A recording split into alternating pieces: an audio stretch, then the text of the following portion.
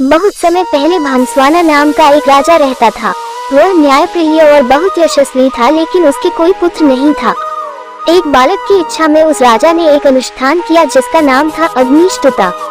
क्योंकि उस हवन में केवल अग्नि भगवान का आदर हुआ था, इसलिए देवराज इंद्र काफी क्रोधित हो गए। इंद्र अपने गुस्से को निकालने के लिए एक मौका ढूंढने लगे ताकि राजा भंसवाना से कोई गलती हो और वह उसे दंड दे सके। पर भंसवाना इतना अच्छा राजा था कि इंद्र को कोई मौका नहीं मिल रहा था, जिस कारण से इंद्र का गुस्सा और बढ़ता जा रहा था। एक दिन राजा शिकार पर निकला। इंद्र ने सोचा ये सही समय है और अपने अपमान का बदला लेने का, और इंद्र ने राजा को सम्मोहित कर दिया। राजा भंसवाना जंगल में इधर उधर भटकने लगा। अपनी सम्मोहित हालत में वह सब सुध खो बैठा। न उसे दिशाएं समझ आ रही थी और न ही अपने सैनिक नहीं दिख रहे थे। भूख प्यास ने उसे और व्याकुल कर दिया था।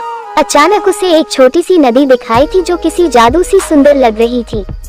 राजा उस नदी की तरफ बढ़ा और पहले उसने अपने घोड़े को पानी पिलाया, फिर खुद पिया। जैसे ही राजा ने नदी के अंदर प्रवेश की, पानी पिया, उसने देखा कि वह बदल रहा है। धीरे धीरे वह एक स्त्री में बदल गया। शर्म से बोझल वह राजा जोर जोर से विलाप करने लगा। उसे समझ नहीं आ रहा था कि ऐसा उसके साथ क्यों हुआ। राजा भंसवाना सोचने लगा, हे प्रभु, इस अनर्थ के बाद मैं कैसे अपने राज्य वापस जाऊं? मेरे अग्निष्टुता अनुष्ठान से मेरे 100 पुत्र हुए हैं, उन्हें मैं अब कैसे मिलूंगा, क्या कहूँगा? मेरी रानी महारानी जो मेरी प्रतीक्षा कर रही हैं, उनसे कैसे मिलूंगा? मेरे पुरुष के साथ साथ मेरा राजपाट सब चला जाएगा, मेरी प्रजा का क्या होगा? इस तरह से विलाप करता राजा अपने राज्य वापस लौटा।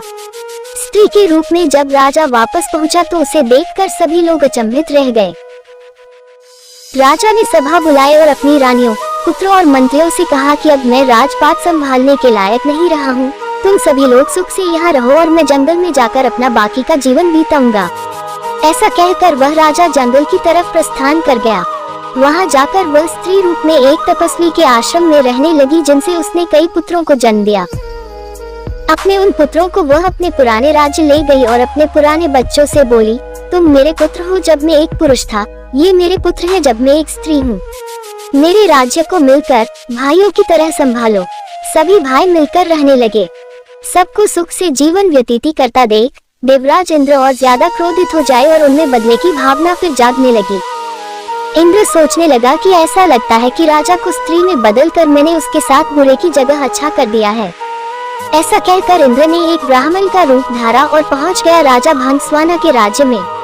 वहां जाकर उसने सभी राजकुमारों के कान भरने शुरू कर दिए। इंद्र के भड़काने की वजह से सभी भाई आपस में लड़ पड़े और एक दूसरे को मार डाला। जैसे ही भंसवाना को इस बात का पता चला, वह शोकाकुल हो गया। ब्राह्मण के रूप में इंद्र राजा के पास पहुंचा और पूछा कि वह क्यों रो रही है। भंसवाना ने रोते रोते पूरी घटना इंद्र को बताई तो इंद्र ने अपना असली रूप दिखाकर राजा को उसकी गलती के बारे में बताया। इंद्र ने कहा, क्योंकि तुमने सिर्फ अग्नि को पूजा और मेरा अनादर किया, इसलिए मैंने तुम्हारे साथ यह खेल रचा। यह सुनते ही भंसवाना इंद्र के पैरों में गिर गया और अपने अनजाने में किया अपराध के लिए क्षमा मांगी। राजा की ऐसी दयनीय दशा देखकर इंद्र को दया आ गई। इंद्र ने राजा को माफ करते हुए अपने पुत्रों को जीवित करवाने का वरदान दिया। इंद्र बोले, हे स्त्री रूपी राजन, अपने बच्चों में से किन्हीं एक को जीवित कर लो। भंसवाना ने इंद्र से कहा, अगर ऐसी ही बात है तो मेरे उन पुत्रों को जीवित कर दो जिन्हें मैंने स्त्री की तरह पैदा किया है। हैरान होते हुए इंद्र ने इसका कारण पूछा तो राजा ने जवाब दिया, हे इंद्र, एक स्त्री का प्रेम एक पुरुष के प्रेम से बहुत अधिक होता है, इसलिए मैं अपनी कोख से जन्मे बालकों का जीवन दान मानती हूँ। भीष्म ने इस कथा को आगे बढ़ाते हुए युधिष्ठिर को कहा कि इंद्र यह सब सुनकर प्रसन्न हो गए और उन्होंने राजा के सभी पुत्रों को जीवित कर दिया। उसके बाद इंद्र ने राजा को दोबारा पुरुष रूप देने की बात की। इंद्र बोले, तुमसे खुश होकर हे भंसवाना, मैं तुम्हें वापस पुरुष बनाना चाहता हूँ, पर राजा ने साफ मना कर दिया। स्त्री रूपी भंसवाना बोला, हे देवराज इंद्र, मैं स्त्री रूप में ही खुश हूँ और स्त्री ही रहना चाहता हूँ। यह सुनकर इंद्र उत्सुक हो गए और पूछ बैठे कि ऐसा क्यों राजन, क्या तुम वापस पुरुष बनकर अपना राजपाट नहीं संभालना चाहते? भंसवाना बोला, क्योंकि संभोग के समय स्त्री को पुरुष से कई गुना ज्यादा आनंद, तृप्ति और सुख मिलता है, इसलिए मैं स्त्री ही रहना चाहूंगा। इंद्र ने तथास्तु कहा और वहां से प्रस्थान किया। भीष्म बोले, हे युधिष्ठिर, यह बात स्पष्ट है कि स्त्री को संबंधों के समय पुरुष से ज्यादा सुख मिलता है।